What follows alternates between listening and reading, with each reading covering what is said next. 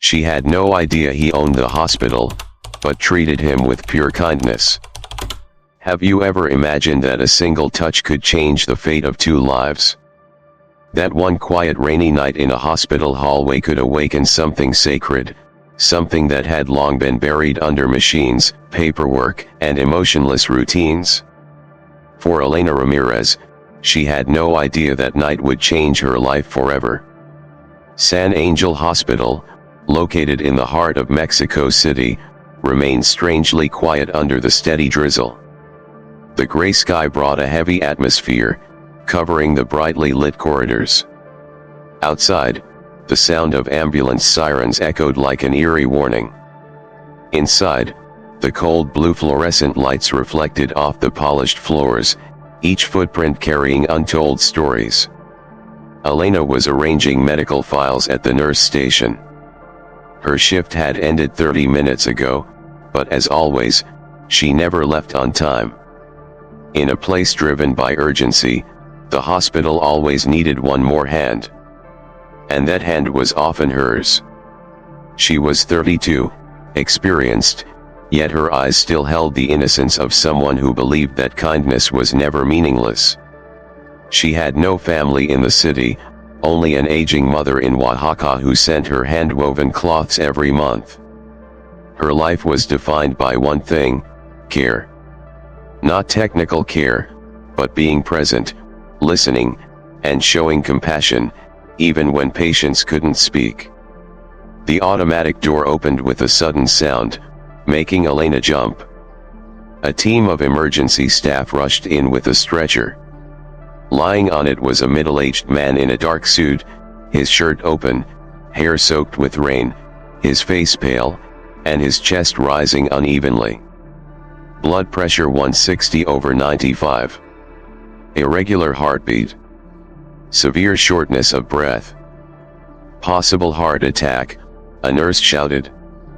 Without waiting for instructions, Elena dropped the files, rolled up her sleeves, and stepped in. For a moment, everything else faded. She put on gloves, checked the breathing tube, and quickly called for an ECG. Prepare the defibrillator. Call cardiology. Hurry. No one questioned why a nurse was giving orders. At San Ángel, when Elena spoke, people listened. She didn't need authority. She had respect. Because Elena didn't just save lives, she made people feel saved. The first electric shock jolted the man's body. The monitor blinked. Seconds later, the numbers began to stabilize. Elena leaned in, adjusting the oxygen mask. The man's eyes opened slightly, not with pain, not with fear, but with something else. Gratitude. Thank you, he whispered through the mask. Elena froze. She had saved many people, but never had someone, right at the edge between life and death, use their strength just to say thank you. She placed her hand on his shoulder. Save your strength. You're going to be okay. He closed his eyes. Not unconscious, just resting. And in that moment, Elena felt as if she had held a part of his soul. A silent connection. Her shift lasted 3 more hours. When everything settled, Elena sat alone on the 3rd floor balcony, her usual hiding spot. The rain hadn't stopped. The cold wind slipped through her thin white coat. But inside, something was burning, not fear, not worry, but intuition. She looked back at the emergency ward, at the isolated room where the unknown patient now lay. No name. No ID. No one had come to claim him. Just a John Doe. But not to her. To her, he wasn't nameless. There was a story behind that pale face. A secret bigger than the hospital itself. Elena didn't know that she hadn't just saved a man's life that night. She had touched the heart of someone who would soon change her world. And destiny had just begun to weave its first thread. Inside the recovery room, The machines beeped steadily. To others, they were just signs of life maintained by technology. But to Elena, it was the quiet heartbeat of someone finding their way back from the edge of death. He still had no name. He still lay surrounded by medical equipment. But the pain on his face had softened. Elena sat silently by his bedside. She didn't say much. She just watched. One hand rested on the sheet, near his, offering warmth. This wasn't about duty anymore. It was something else. Something deeper. The next day, as the sun rose high, room 307 remained still. Doctors changed shifts. Patients came and went. Nurses passed by like a flowing river. But one thing stayed the same. Elena asked to continue watching over the unknown man, even though her shift had ended the night before. "You're obsessed," Sophia joked as she brought coffee into the nurse station. "Or maybe, you've fallen for the mystery man." Elena smiled. But she didn't deny it. Because even she didn't know, was it compassion, or something else? There was something in that man's eyes that made it impossible to walk away. Something like her father's eyes before he passed, full of unspoken words. 3 days passed. Just as the dawn painted the rooftops of Roma in soft pink light, the man opened his eyes. No panic. No shouting.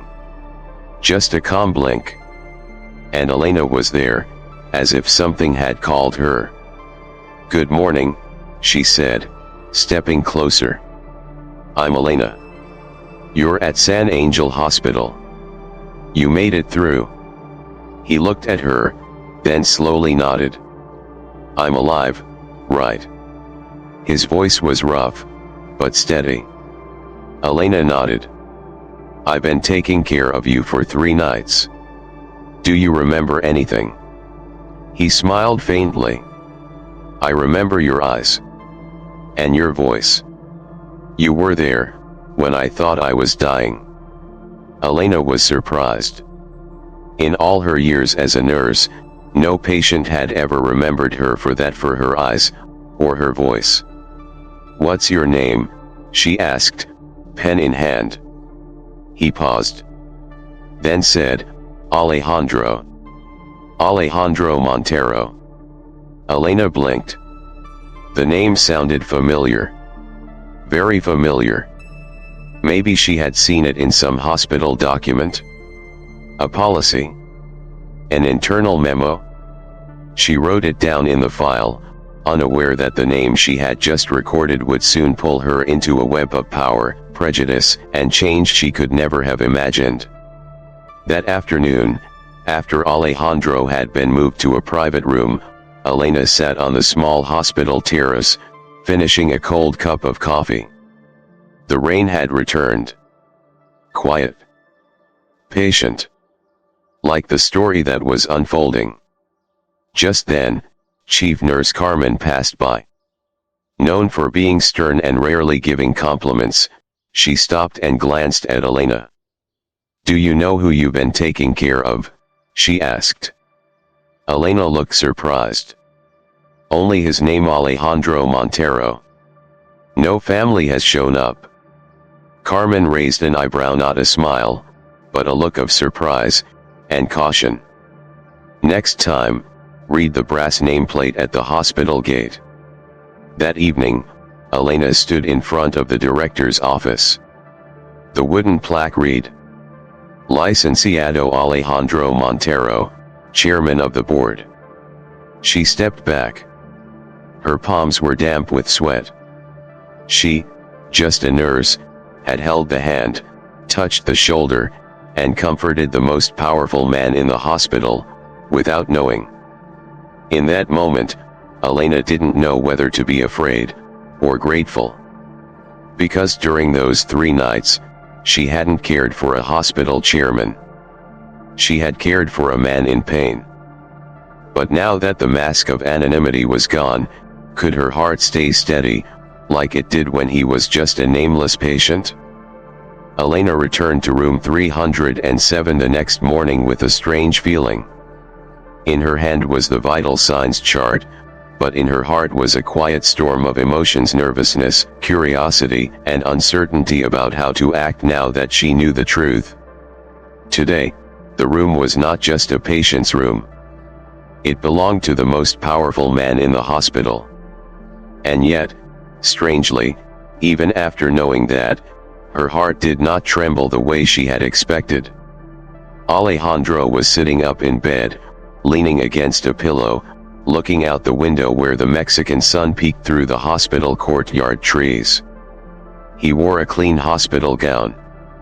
His expression was calm, almost as if he had been waiting for her. "Good morning, Miss Elena," he said, without the tone of someone used to authority. Elena smiled softly, trying to stay natural. "Good morning, Mr. Montero. You're looking much better today." "That's thanks to your healing hands," he replied. "And I mean that sincerely, not as a compliment." She nodded politely, though her mind was still racing. "I'm sorry. I didn't realize who you were sooner." No, Alejandro gently waved his hand. "Honestly, that's what I appreciated most. You cared for me not because of my title or my name. You helped me because I was simply a human being in need. Thank you for that." Those words made Elena pause. They were simple but rare in a modern hospital where people are often reduced to cases, numbers, or medical conditions. They began talking. At first, about his health. Then, about the hospital's history. Alejandro openly shared that he founded the San Ángel Hospital network with a belief that people deserve care with dignity. But the more success he had, the more the system pulled him away from patients, from purpose, thanks to people like Javier Escalante, the numbers-driven executive director. "I once thought having money, good doctors, and advanced equipment was enough," Alejandro admitted. "But lying there, between life and death, what I remembered most wasn't the defibrillator, it was the voice of a nurse, placing her hand on my shoulder and saying, 'You'll be okay.'" Elena went silent. Her heart skipped a beat. "You're making me blush," she said, softly. "I was just doing my job." Alejandro looked at her for a long time, then smiled gently. "No. That wasn't just a job. That was character. And it's becoming rare in medicine." Their conversation was interrupted by a knock at the door. Head nurse Carmen walked in, holding a stack of files. But her expression was different, more cautious, even respectful, something Elena had never seen from her before. "Good morning, Licenciado Montero," she said formally. Elena glanced at Alejandro, then at Carmen. The room suddenly felt like a board meeting. "No need for formalities, Carmen," Alejandro replied. "Nurse Elena cared for me more attentively than any chief doctor. And I want to thank her with an offer." "An offer?" Elena raised her eyebrows. Alejandro nodded. "I'm developing a pilot program. A special department focused on human-centered care. A place where healing comes not just from medicine, but from compassion. I want you to lead it." The room fell silent. Elena couldn't believe her ears. A frontline nurse, without a title, with no management experience, being asked to head a department? Are you sure?" she asked in a near whisper. "More certain than ever," Alejandro replied. "You don't need to be an expert manager. Just keep the same heart you had that night. I'll support the rest." Elena walked out of the room with unsteady steps. Outside, the rain was still falling gently. But inside her, a storm was rising. Could she really take on such a role? Could someone who had only ever cared for patients at the bedside change a system that was rotting from the inside? And, could she keep her distance from the hospital chairman, if her heart began to beat differently? A door had opened. And her first step had already crossed the line. The next morning, Elena stood in front of the nurse's mirror, adjusting the collar of her white coat as she had done 1,000 times before. But today felt different. Her hands trembled slightly, not from stress, but from the memory of his words echoing in her mind. I want you to lead the human care department. Elena was not someone easily overwhelmed by titles or positions. But this was different. This was not just a promotion. It was a chance to do something meaningful. And also, the boldest step of her life. She walked into Alejandro's room with the vital signs chart and a cup of warm coffee. But not just any coffee. This was Café de Olea, made from her grandmother's traditional Oaxaca recipe: cinnamon, cane sugar, clove, and a touch of vanilla, slow cooked in a clay pot. Coffee again. Alejandro joked as she entered. Not the bitter hospital kind from yesterday. This one is good for the heart and the soul. He laughed, a full, open laugh. The first time he looked truly relaxed. You make me forget I'm a patient, Elena. Because you're still a person before you're a patient. Right, she replied, her eyes bright. Alejandro nodded slowly. It was as if she had reminded him of something important, something he had forgotten long ago. Between them, something special had begun to form. Not romance exactly, but not just a nurse and a patient either. It was trust, the kind of trust born from real empathy. A connection deeper than words or status. Elena began to tell him about her childhood. How she grew up among handmade market stalls in Oaxaca. How her mother worked under the hot sun weaving cloth, just to save enough money for Elena's college dreams. How she studied by oil lamp, and earned a scholarship to UNAM. Alejandro listened. His eyes softened. He shared his story too. That he was once a medical student.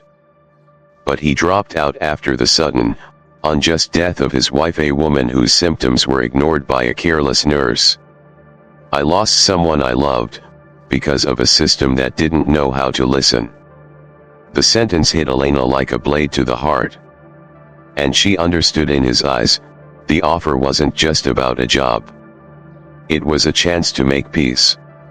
A hope to rebuild what had died with the woman he loved. About your offer, Elena said quietly. You're going to say no? He asked, still calm, but his fingers gripped the cup tightly. No. But I'm scared, she admitted. I've never led anyone.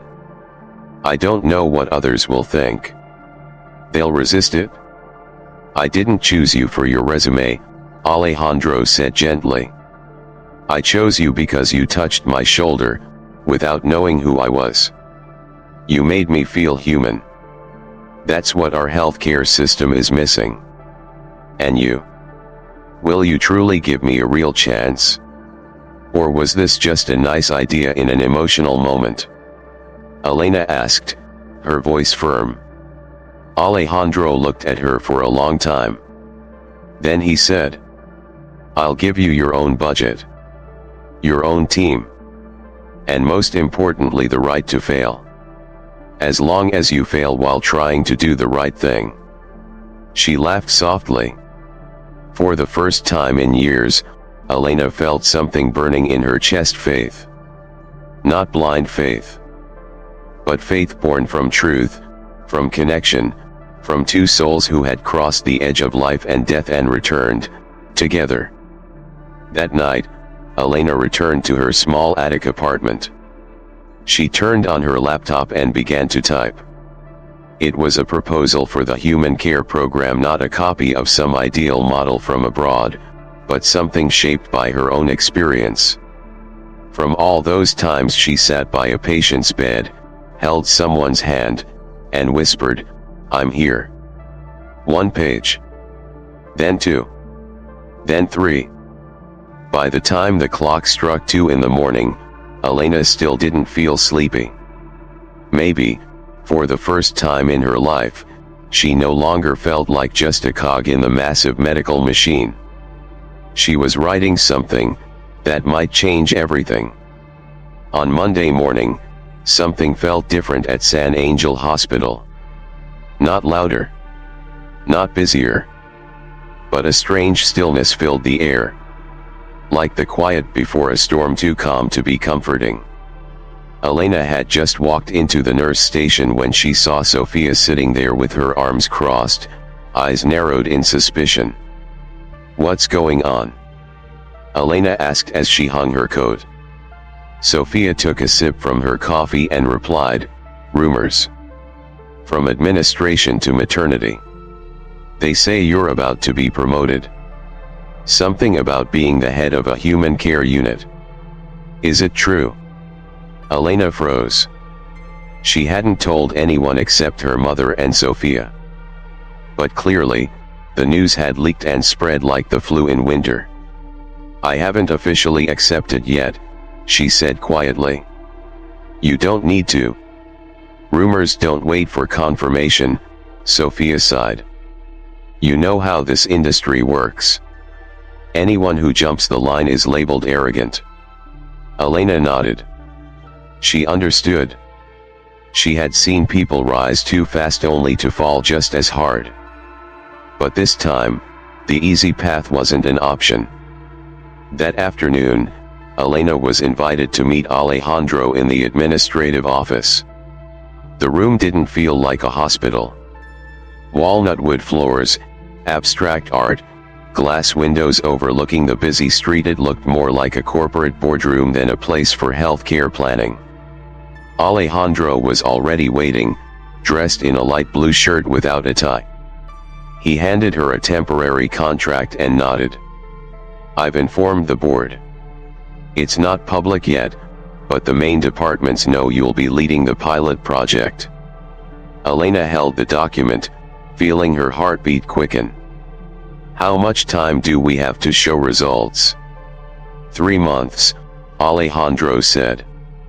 "If it doesn't work, the unit will be dissolved. And there are people who want that." The people he meant included Javier Escalante. Javier, the hospital's chief executive officer, was the kind of man who smiled but made your spine shiver. Behind his sharp suit, clear eyes, and polite words was a mind cold and calculating. To Javier, a hospital wasn't a place for healing, it was a business. And anything unprofitable, like a human care unit, was a burden.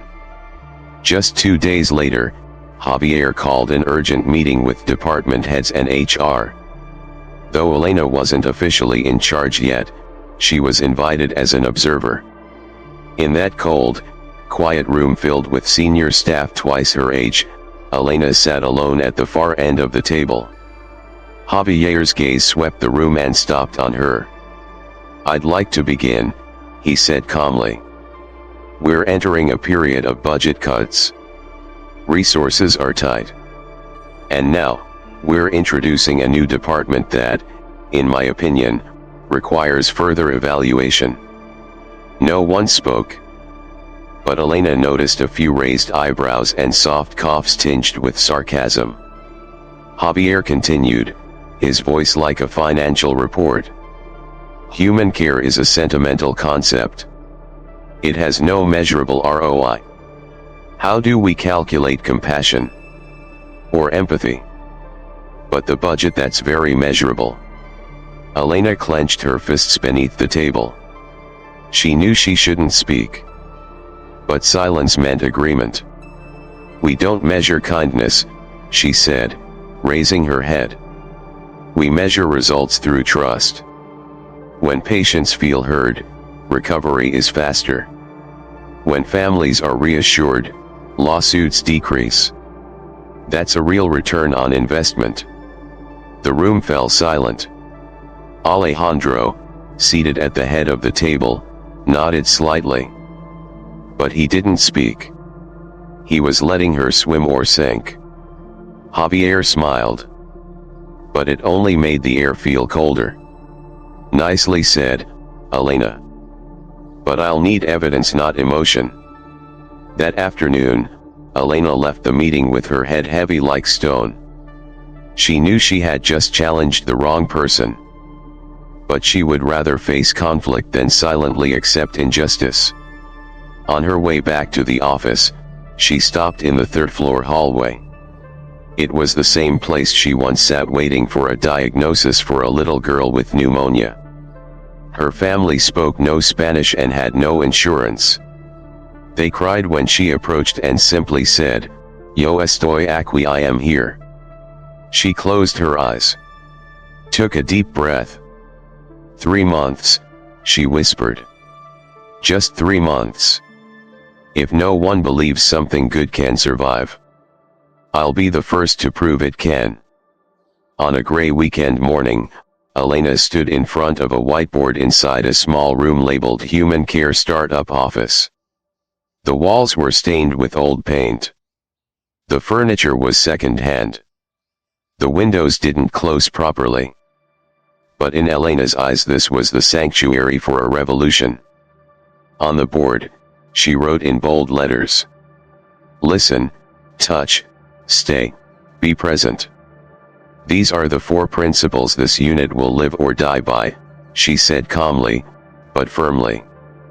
In front of her stood the first 4 staff members. Sophia the pediatric nurse and her closest friend. Roberto the imaging technician, skilled but skeptical. Lucia the maternity nurse who battled depression after witnessing a patient's death. And Jose a medical student with eyes that sparkled with idealism. They weren't top performers on paper. But Elena chose them for one reason: they had known pain. And they had stayed with those in pain. The early days were full of confusion. Elena, Jose asked one morning, why are we writing emotional notes after every patient conversation? Does it even help with treatment? Because you'll forget, Elena answered. You'll forget the look in a mother's eyes as she holds her child with cancer if you only see a white blood cell count. You'll forget how an old man holds your hand when he has no one else left. And if you forget, you'll slowly become part of the system, not someone who heals. The room went silent. No one said a word. But inside, something began to shift. In the second week, Elena launched a feelings corner in the emergency waiting area. It was just a small board with sticky notes where patients and families could write simple messages. I'm tired. I'm scared. I don't know who's paying the bill. Thank you to the night doctor. At first, no one thought it mattered. Until the front desk staff started stopping to read.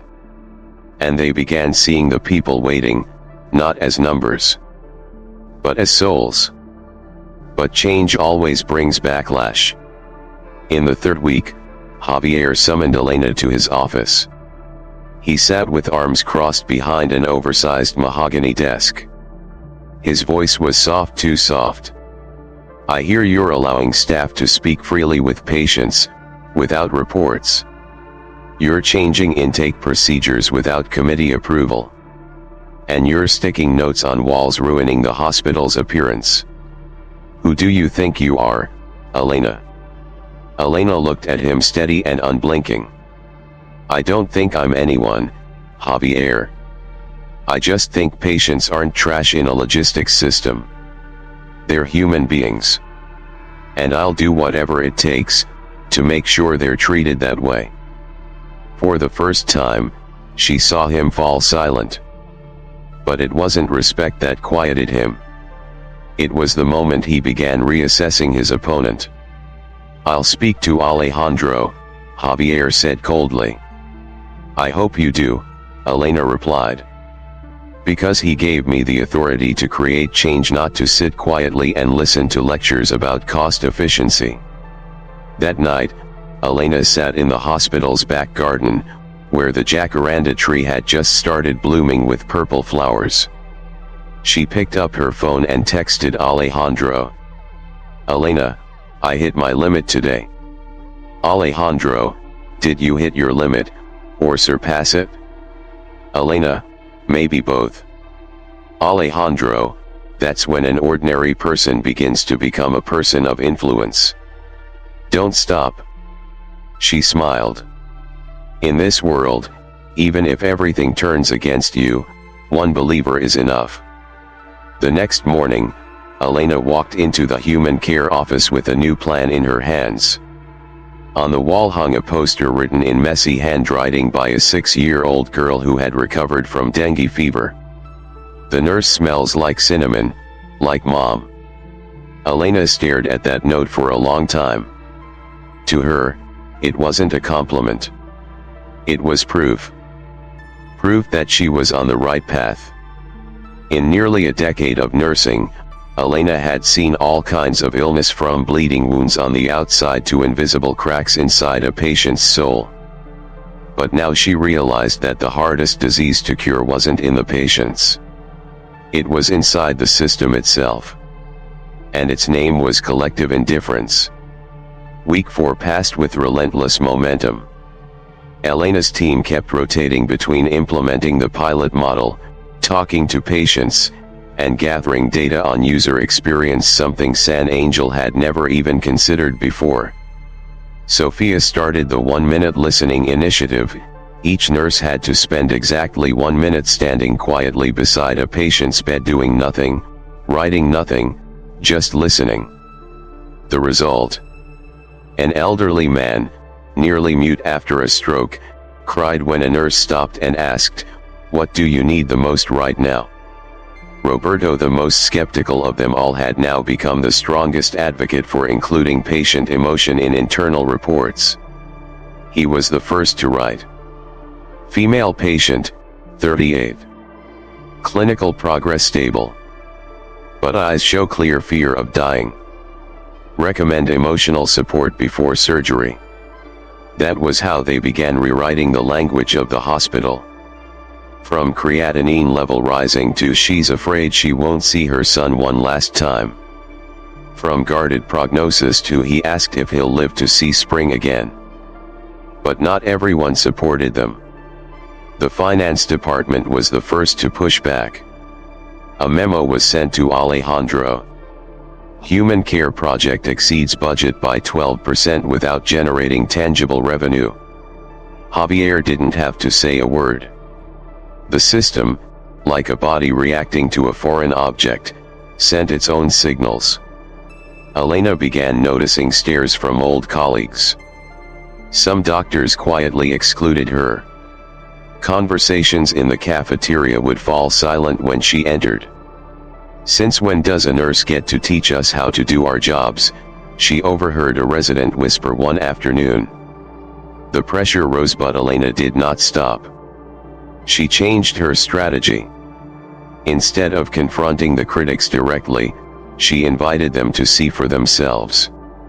One afternoon, she brought Dr. Torres, a senior resident with 20 years of experience, into the room of Mr. Ignacio, an elderly man who had just undergone colon surgery.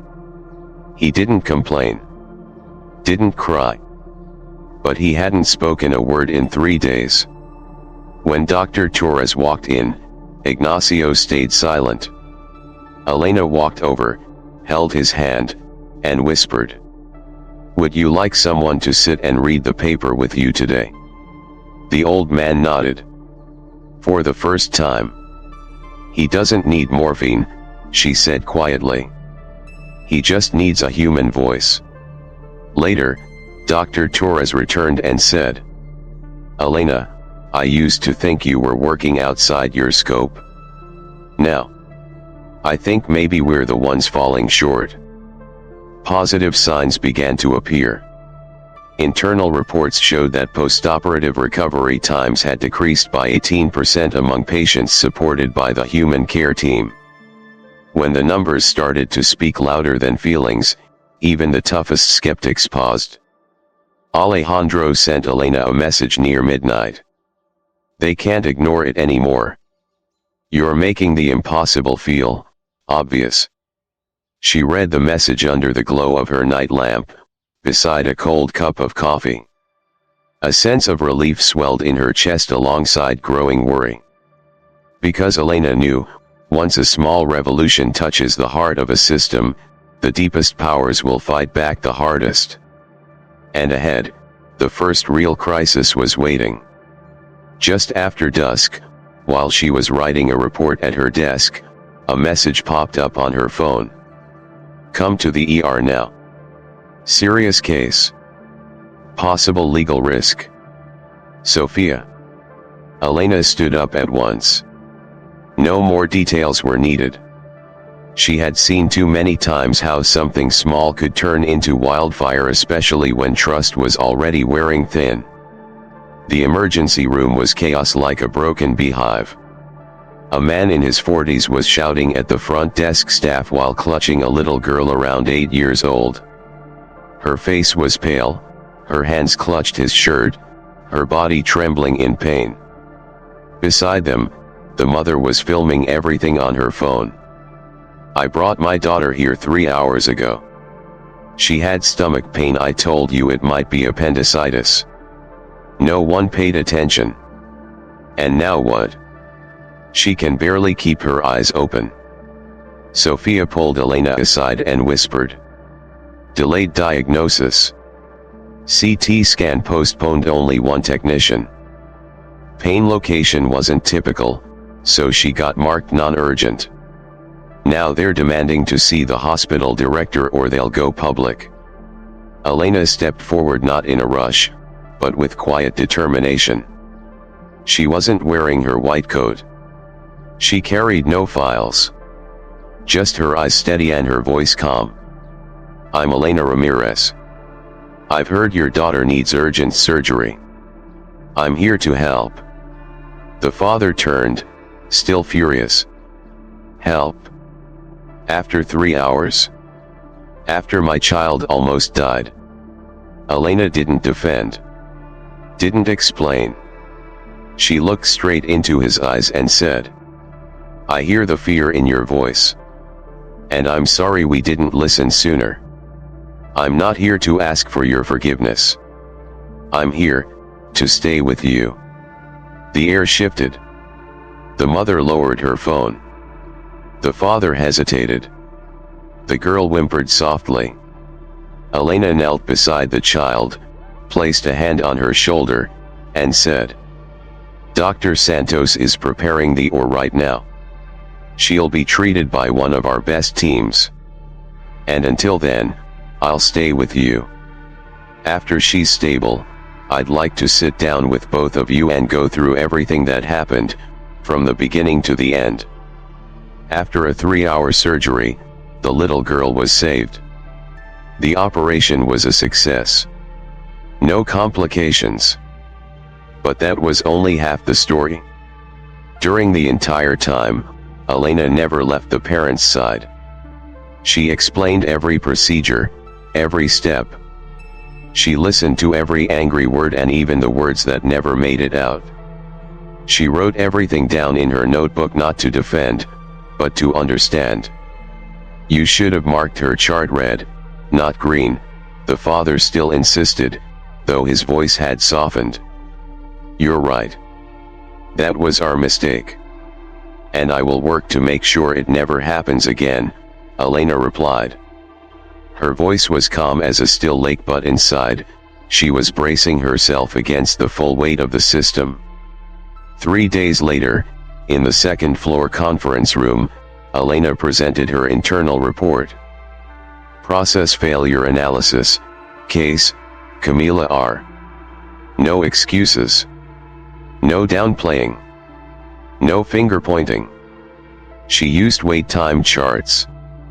Compared data from similar cases. and presented 3 reform proposals. Improve triage with emotional assessment by nurses. Increase staffing during peak hours using demand-based scheduling. Create a new role, emotional coordinator, a liaison between doctors and family members. Alejandro was present, watching silently. Javier kept flipping his phone, pretending to be busy. When Elena finished, no one clapped. But the head of internal medicine gave a small nod. A man who once said compassion is a luxury. That night, Elena sent a message to the human care team. We saved a life. But more importantly, we saved trust. In this world, sometimes all it takes is someone willing to listen at the right time, and everything can change. But Elena didn't know that elsewhere, in a darker corner of the hospital, Javier Escalante was reviewing the entire case file. And he had begun planning to use her honest report as a weapon, twisting the phrase system failure into a new script. The nurse exaggerated the crisis for personal recognition. The real storm was approaching. San Ángel Hospital continued its operations as usual. Shift changes. Reports submitted on time. But deep within those white, sterile walls, something quiet was spreading, a threat shaped by reputation, power, and revenge. At the center of it all was Javier Escalante. In his glass-walled office, where sunlight never quite reached, Javier held the case file on patient Camila. His eyes scanned each chart Elena had presented. But he wasn't looking for truth, he was looking for leverage. Mismatched intake time. Report says over 3 hours before treatment, but triage should have happened within 20 minutes, he muttered, smirking. Perfect. Just enough of a crack to trigger a landslide. The young assistant beside him trembled, unsure if he should speak. Javier set the file down and ordered. Request security footage from the hallway that day. I want to verify Nurse Ramirez's accuracy. Yes, sir. And call Sandra in legal. Tell her to draft a preliminary complaint to the Medical Ethics Board. Accusation, manipulation of incident reporting for personal promotion. Make it subtle. No obvious attack. The assistant nodded and pulled out his phone. Javier leaned back in his chair, his eyes darkening. He didn't just want to remove Elena. He wanted to destroy her credibility, her name, and the support network she was building. Meanwhile, Elena continued working, unaware of the knife hanging over her head. That afternoon, she was invited to an unscheduled meeting with the legal department and a representative from the medical board. The moment she stepped into the room, Elena could feel the chill in the air. Sandra, the legal advisor, sat on the left, her eyes glued to the file in front of her. On the right was Dr. Nunez, the board member in charge of internal case reviews. No smiles. No greetings. We have a few questions regarding your recent report on the Camila R case, Sandra began, her voice cold and smooth. Specifically, there's a discrepancy between the actual time of arrival and the time listed in your report. Would you like to explain? Elena frowned slightly. I verified all data with medical records and the staff on duty. All figures were confirmed by the end of the shift, according to protocol. Then why does the security cameras show the patient arriving before 2 p.m., but your report says 2:47? She froze. Her mind quickly replayed the timeline. Yes, there had been a discrepancy. But not nearly as significant as they were making it sound. That was the moment treatment began, not when the patient entered the hallway. This is clearly outlined in the incident reporting handbook. Sandra smiled, a thin, papery smile. We're not evaluating intention. Only accuracy. And we've received complaints that your report damaged the administrative department's reputation and may have misrepresented the hospital's performance. Elena left the meeting feeling faint. She walked the hallway in a daze, passing the nurse station without a word. It wasn't until Sophia ran up and grabbed her arm that she realized she was shaking. "What happened?" Sophia asked, worried. "They're accusing me. They're trying to make me look like I exaggerated the truth, for personal gain." Sophia was quiet for a moment. Then gently said, "It's Javier. We don't even have to ask." Elena sighed and sank onto a bench in the hallway. Everything felt like it was crumbling. All the effort, the sleepless nights, the hours beside patient beds now reduced to 2 words: report manipulation. "He won't stop, Sophia. I'm a threat to him." "But Elena," Sophia sat beside her, holding her hand. "I've seen the way patients look at you. I've seen mothers put their hands over their hearts when you walk in. Javier can manipulate the paperwork but not their trust." Elena looked at her friend. And for the first time in weeks, her eyes filled with tears. "I'm just tired." That night, Elena opened her laptop and quietly typed an email to Alejandro. Subject: regarding the Camila R. case. "Alejandro, I need to speak with you. Some things I thought were clear are now being twisted. And I feel like this is no longer about work, it's about people. I need to know, do you still trust me?" She didn't expect a reply right away. But only 5 minutes later, a message came in. "Alejandro, I still trust you. But this isn't just an attack on you. It's an attack on everything we're trying to build. Hold your ground. Don't back down. I won't let you fight this alone." Elena stared at the message, then looked out the window. Street lights cast long shadows on the wet pavement. Every step she had taken up to this point hadn't been for career ambition. It was for every life she had ever held, every hand she had comforted, every wordless gaze she had answered with presence. She gripped her phone. If they wanted a war, she wouldn't be the one sitting still in the storm. The day after the interrogation meeting, Elena walked into the hospital not as a woman defeated but as someone who now knew exactly what she was facing. She was still tired, but her expression had changed. No longer confused. No longer cautious. It was the look of someone cornered yet still standing. She returned to the small office on the 3rd floor. Her team was already waiting. No one needed to say a word. They had all heard the news. In hospitals, bad news never stays secret for more than 24 hours.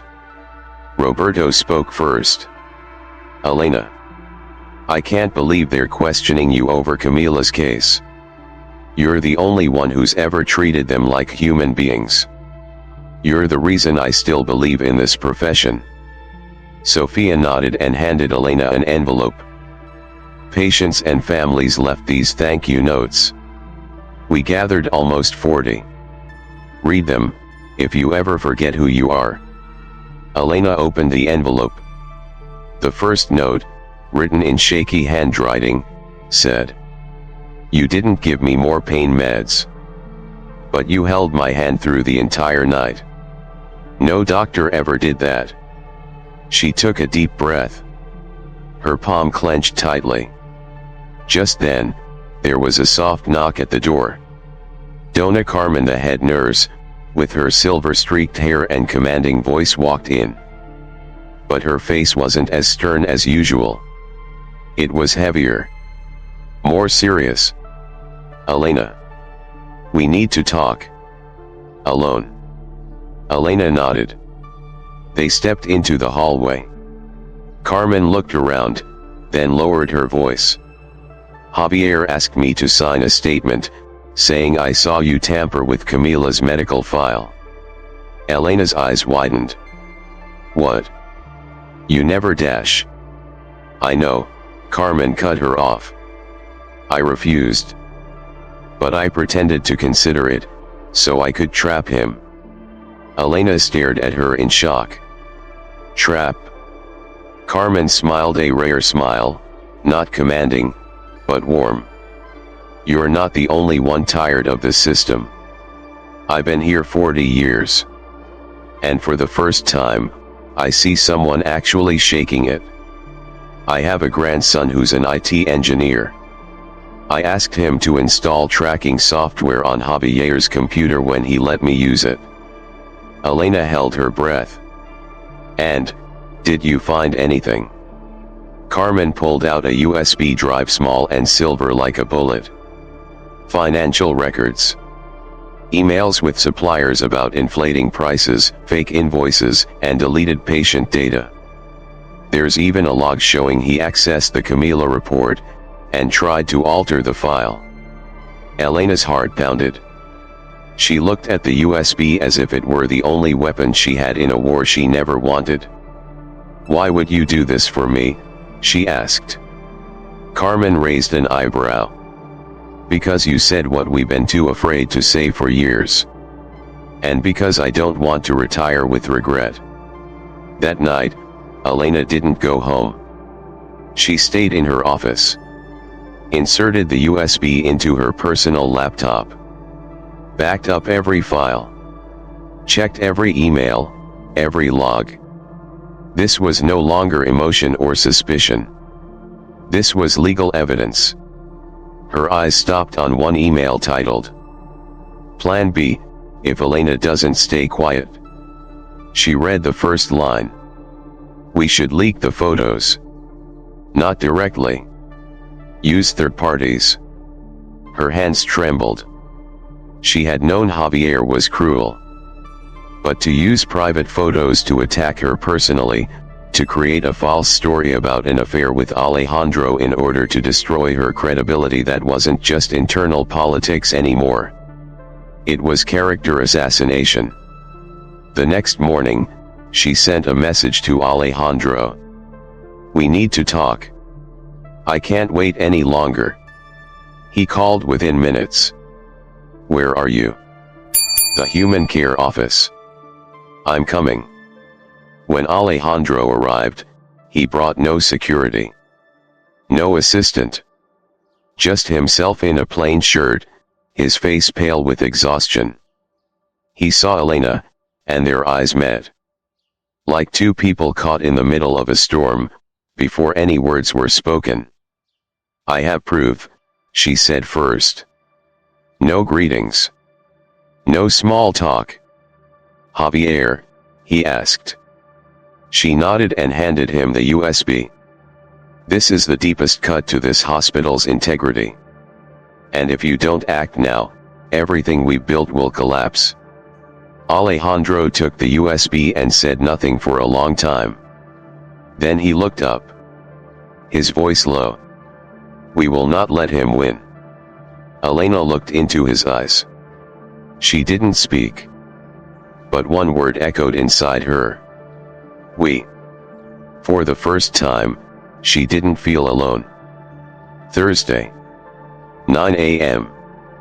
The sky over Mexico City was strangely gray. Clouds hung low, almost as if the whole city could sense the weight of what was about to unfold behind the thick wooden doors of the 8th floor at San Ángel Hospital's administrative building. Elena stood before the mirror in the staff room, buttoning her carefully pressed white coat. Not to be a nurse today. Today, she would face the system itself. The executive boardroom had been arranged like a closed-door trial. 9 board members were seated. Alejandro Montero sat at the far end present, but without voting power. Javier Escalante, poised and cold, stood at the head of the table, holding a thick folder of documents. And Elena entered, carrying a thin folder but one that held the truth.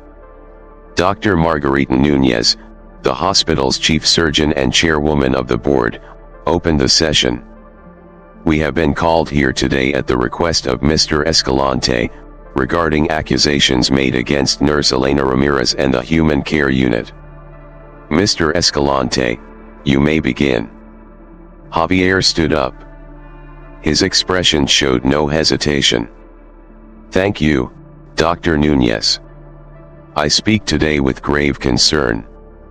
The department led by Ms. Ramírez has not only deviated from hospital protocols but also shows signs of manipulating clinical data to exaggerate the importance of her project.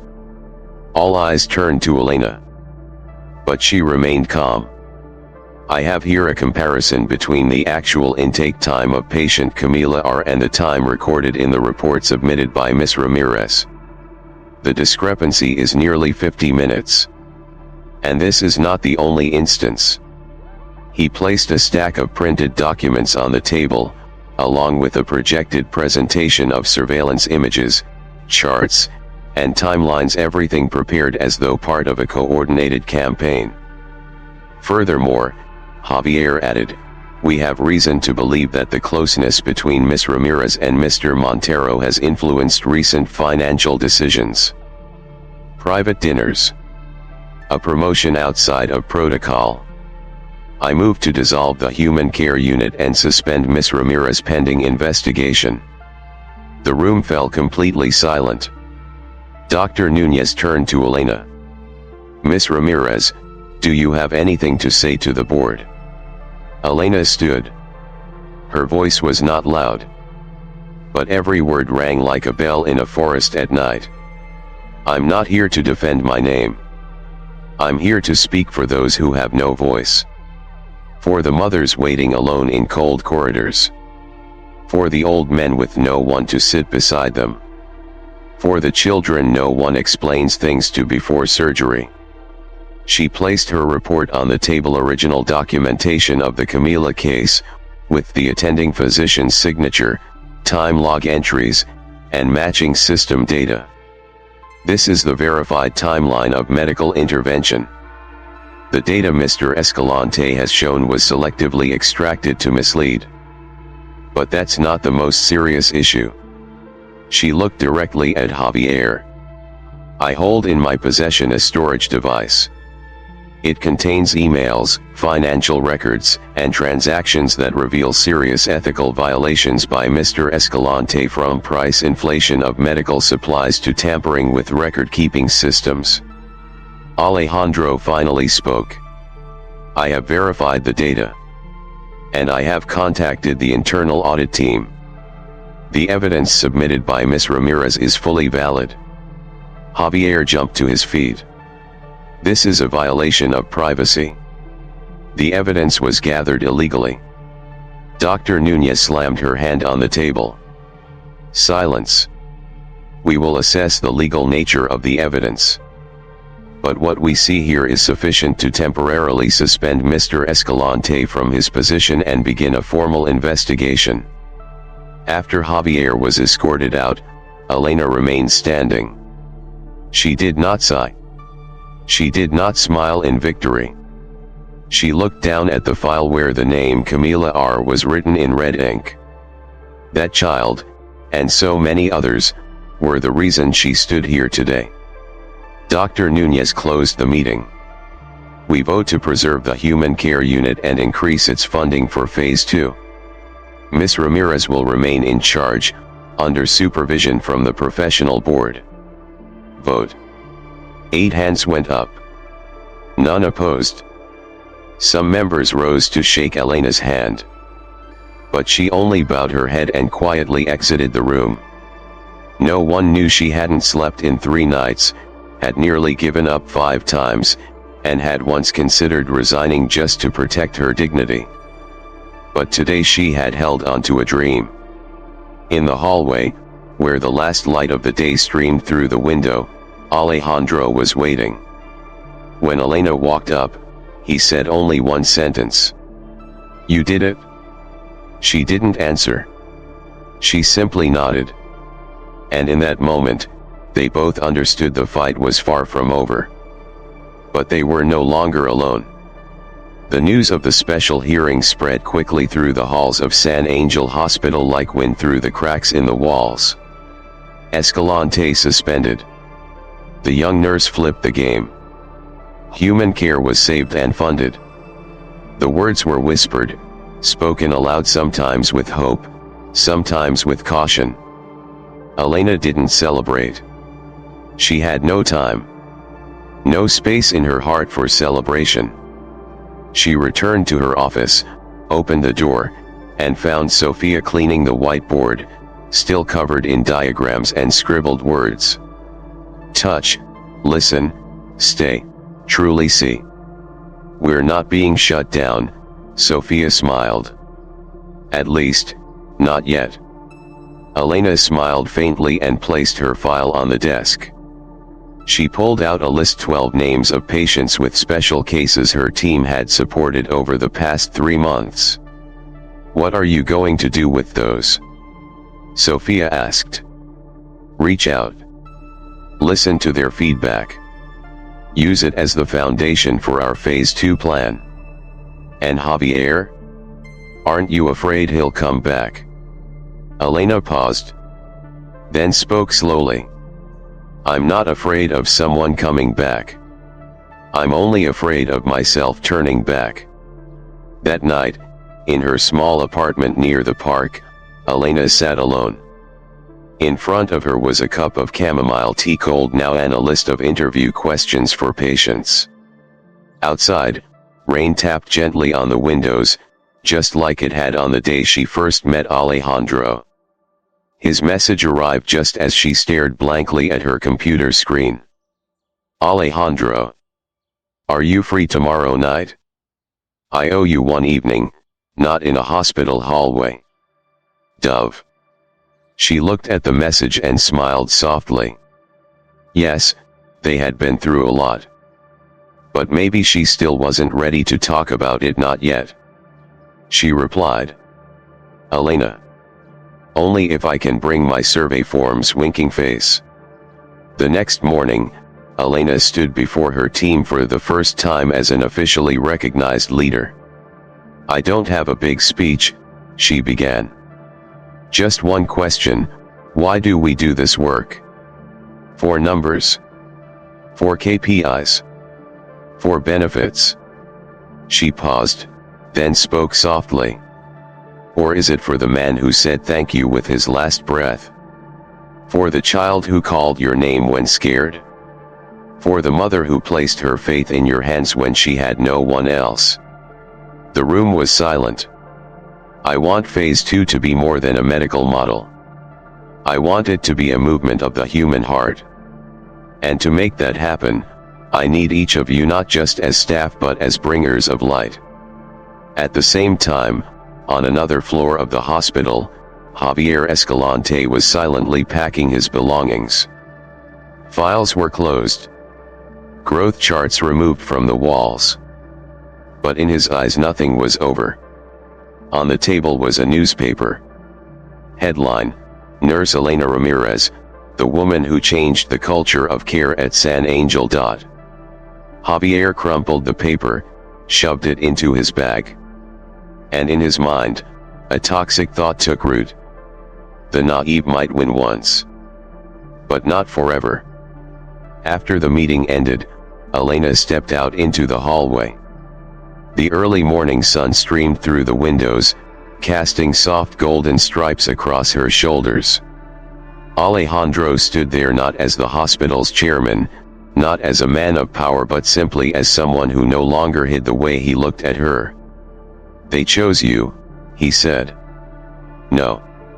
They chose what was right, Elena replied, without hesitation. They looked at each other. No more walls. No more ifs or maybes. Just two people who had walked through the storm and found each other not through promises, but through quiet trust. I'm keeping my word, Alejandro smiled gently. Tonight, no patients. No meetings. Just grilled fish, and your café de Alia. Elena nodded softly. And in that moment, For the first time since that fateful rainy night in the emergency room, she felt real peace. But peace was only the pause before the next chapter. That evening, Alejandro's home was warmer than ever. The open kitchen filled the air with the scent of grilled fish and spiced coffee. The ivy-covered stone walls whispered of memories, of things once lost. Elena sat at the long wooden table, watching the candlelight flicker through an old glass lantern. No documents. No charts. No patience. Just two people, one who had lost everything and rebuilt from ashes, and one still fighting to hold on to what was right. Alejandro approached with two mugs in hand. He sat across from her, eyes thoughtful. "Do you ever regret not choosing a quieter life?" he asked. Elena smiled. "Yes. At 3 a.m., staring at the ceiling, thinking, I might lose everything tomorrow. But then, I remember Ignacio's eyes, Camila's hand in mine, and that soft thank you from a dying patient. And I get up again." Alejandro nodded, understanding too well. He raised his mug and gently tapped hers. "To those who have no one but us. And to ourselves when we refuse to become part of the system's indifference." As the evening passed, the conversation softened. Alejandro spoke about his late wife, and how they once dreamed of a hospital where doctors called patients by name, not by number. Elena told stories of her grandmother who never studied medicine but could comfort anyone with a gentle touch and a kind smile. Then they both fell silent. And in that silence, 1,000 things were said. But just then, Elena's phone rang. An unknown number. She hesitated, then picked up. "Hello." A woman's voice, whispering fast and anxious, came through. "Nurse Ramirez, it's Lucia. 5th floor. I think. I need to warn you. Someone's trying to access the medical records system. Not to edit, just to extract original files tied to the human care unit." Elena froze. She stood up quickly. "Who are they?" "I don't know. They weren't in uniform. But one of them was with an old admin worker, Ramiro. He used to work for Escalante." The line went dead. Elena turned to Alejandro. "It's not over." He stood instantly. "I'll contact digital security and lock down remote access. But you need to get back to the hospital now." That night, with rain drizzling against the windshield, Elena raced back to San Angel. For the first time since it all began, she felt truly hunted. Not by rumors or questions behind closed doors, but by a calculated attempt to erase everything she had fought for. When she reached the 2nd floor, where the internal servers were stored, Lucia was waiting, nervous, shaking. "I saw them scanning data from the hard drive before security arrived. They didn't touch the system. They used a remote extractor. Do you have a backup copy?" Elena asked. Lucia nodded and handed over a USB. "I made it the day Escalante got suspended. I had a feeling this would happen." Elena took the USB, her chest tight. She knew too well, people like Javier never disappear. They retreat and return wearing a new mask. Sometimes even harder to recognize.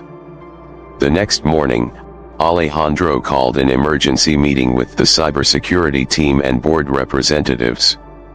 He presented the incident, and his voice no longer carried the polish of a businessman but the clarity of someone defending what's sacred. "This is no longer about me and Javier. This is an attack on the hospital's core values: transparency, safety, and trust. And if we don't act now, the whole system will collapse." The board agreed to launch an independent investigation. But Elena knew that still wouldn't be enough. That night, She stayed late in her tiny office. She opened her laptop and began drafting a message, an internal declaration she would send to every department the next morning. We are not fighting to be recognized. We are fighting so that everyone is treated like a human being. And we will not let that be erased even if it costs us everything. The wind rustled through the glass window, shaking a small note pinned to the whiteboard. It was written by a 7-year-old patient. The nurse smells like my mom. Elena smiled. Then turned off the light. Outside, Javier sat in a quiet bar, his phone resting on the table. A new message lit up the screen. Phase 2 has begun. The plan doesn't stop with Elena. We're going after Alejandro too. He smirked. The game wasn't over. And in his mind, kind people always lose in the final round. But he forgot some kind people have already risen from ashes. A week passed since the unauthorized access was discovered. On the surface, San Ángel Hospital continued operating normally. But beneath the calm surface, everyone could sense it, something was cracking, or about to break. And Elena, though she kept working with clear eyes and a steady voice, began to realize, she wasn't just playing the game. She was part of the board. On Wednesday afternoon, during a team meeting about launching a spiritual support network for ICU families, her phone buzzed. A message came from an unnamed internal number. Check this month's report draft on the shared system. Something's wrong. She opened her laptop and scanned the newly uploaded monthly report tracking patient feedback and outcomes from the new care model. And she saw it immediately. Negative feedback had been tripled. Emotional notes originally labeled reassured, grateful, understood the process, were now replaced with confusing, unclear, unnecessary. This can't be real, she whispered. She called Roberto, the systems technician. You're not imagining it, he said. The internal backup doesn't match the public version. Someone tampered with it using a secondary admin account. Stranger still, it was authorized by an anonymous ID labeled M-Old. Elena turned pale. A.M. That's Alejandro Montero. That night, Elena went alone to Alejandro's apartment. Light rain misted the steps. She didn't call ahead. When he opened the door, her eyes weren't warm. They were cautious. I need to ask you something, she said as she walked in. Did you approve extra access to the system last month? Alejandro froze. Then slowly exhaled. Yes. But you need to hear the reason.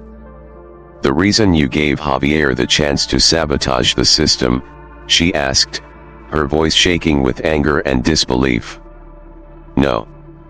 Not Javier, he replied. It was the finance board. They pressured me to allow temporary access for an independent audit. They threatened to cut rural hospital funding if I refused. I thought they'd only review data. I didn't expect them to change anything. Elena stood still. And you didn't tell me. Alejandro went quiet. Then finally said, I've lost too much from not knowing when to create distance. I was afraid that if I told you, you'd stop trusting me. She looked at him for a long time. Then turned away, voice cold as steel. You were so afraid to lose me, that you lost my trust instead. The next day, Elena submitted a leave request 5 days. No explanation. No goodbye. Sophia was the first to follow her down the hall. What are you doing? We're in the middle of a war. They want to see you fall. Elena turned, eyes red but steady. I'm not falling. I just know that if I keep moving forward without trust in anyone, that's not victory. That's becoming stone. and I won't become part of a system of indifference even if I'm the one trying to change it. During her leave, Elena returned to Oaxaca. She walked through the streets where her grandmother once lived, sat beneath the old mango tree where she used to study, visited the hilltop temple, where nameless statues stood, only their silent smiles remained. There, she sat with her eyes closed and asked the question every world changer must face. What am I fighting for, and who am I fighting for? There was no voice in reply. But when she opened her eyes, she saw a little girl holding her grandfather's hand tightly as they crossed the street. The girl smiled at her. Just a moment. But it was enough. She knew. She was fighting so that people like them never feel forgotten. Returning to the city, Elena stepped into the hospital on the 5th day. No announcement. No preparation. As she walked through familiar hallways, staff turned and stared, then whispered. Alejandro was in a board meeting. He froze when she entered. Her hair windblown, her face tired but blazing with resolve. Elena stood before the council. I want to present the original version of last month's report, verified and cross-checked. Not to protect anyone's reputation, but to make it clear, we will not bow to manipulation, even when it comes from those we once trusted. She looked directly at Alejandro. Trust is not something that survives on its own. It must be cared for, protected, and sometimes reclaimed through pain. Alejandro rose slowly, his eyes soft. I won't ask for forgiveness right now. But I promise this, starting today, my decisions will follow yours. Not because I'm weaker, but because you're the only one who still sees the light, when everyone else sees shortcuts. The room was silent. Then a senior doctor clapped. Then another. And another. Because they all knew, the nurse who once stepped into an ER during a storm, was now the quiet flame lighting the way back to a healthcare system that had forgotten how to care. June arrived, bringing early rains that painted San Ángel Hospital in soft silver. Elena sat on the top floor of the administration wing, looking out over the garden where late-stage cancer patients like to sit and feel the morning sun. A gentle breeze carried the scent of roses from Camila's flower bed, a gift her family had left in thanks after she was discharged. On Elena's desk sat the final printout of the Phase 2 plan. Humanizing Healthcare Stage 2. It was no longer a pretty document to impress the board. It was the heart of a journey that had cost her and her team sweat, tears, and belief. On the day of the launch event, the hospital auditorium was packed. Not only with doctors and nurses, but with dozens of former patients, their families, and even some of the physicians who once doubted the model. On stage, Elena didn't give a long speech. Instead, she showed simple images. A child being calmed before surgery with a folk-tale comic. An elderly woman listening to bolero music while receiving chemo. A nurse sitting quietly with a patient during their final moments, not to do anything, just to be there. Medicine doesn't begin with machines, Elena said. It begins with a touch, a look, and the words, I'm here. And that's something we will never lose again. After the ceremony, Alejandro walked toward her. He was no longer the man in charge, no longer a figure of authority. Today, he stood beside her simply as a companion. Elena, he said quietly, I'm sorry for not always being the man you needed. She looked at him, and her eyes were no longer sharp with hurt but peaceful, like someone who had finally reached the end of a long road. It's all right, she said. Because you chose to stay. And sometimes, that's enough. In the weeks that followed, Javier Escalante was officially convicted of embezzlement and medical data manipulation. He never returned. And even if someone else replaced him on the board, the shadow he left behind was already erased by the light Elena had brought in. The human care unit became a model replicated in 3 other hospitals in the network. Elena didn't keep anything to herself. She led training sessions, created open access materials, and continued working night shifts like any other nurse. Because she had never forgotten where she came from. One ordinary evening, she entered room 212 where an elderly woman had just undergone hip surgery. The patient's daughter sat beside her, looking exhausted and tense. "Would you like someone to stay with her tonight?" Elena asked gently.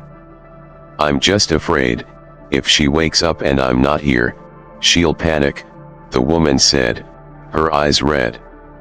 Elena nodded softly. "I'll stay. Take a break. I'll tell her you just stepped out to make some tea." The woman's eyes welled with tears. She bowed deeply before quietly leaving the room. Elena sat down, placing her hand gently over the older woman's sleeping hand. Soft. Calm. Present. She didn't need a title to be someone who changes the world. She only needed to stay when others had already left. A week later, a small ceremony was held in the hospital courtyard. Alejandro handed Elena a small wooden box engraved with her name and the words, "La Llama que no se apaga," the flame that never dies. Inside was not a medal. It was a simple ring, made of wood and silver, hand-carved. A symbol of everlasting commitment to kindness, even when the world turns away. Elena slipped the ring onto her finger and smiled. Then she turned and looked toward the emergency wing, where a new case was being wheeled in. She turned away and walked quickly. Because the flame still had many places left to light. Thank you for walking with this story all the way to its final moment. If you've ever felt alone inside a system, remember this.